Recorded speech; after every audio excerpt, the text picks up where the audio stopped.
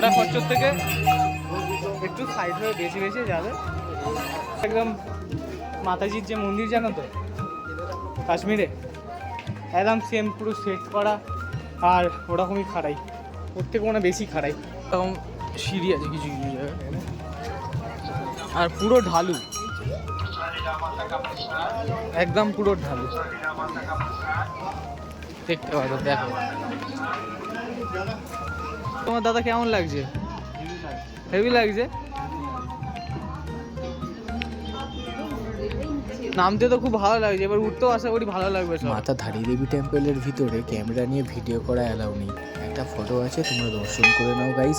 খুবই শীঘ্রই মাতা ধারী দেবীর ব্লগ আসতে চলেছে সম্পূর্ণ বাংলায়। দেখার জন্য দয়া করে আমার চ্যানেলটি সাবস্ক্রাইব করুন। অচেনা এক্সপ্লোর। Thank you.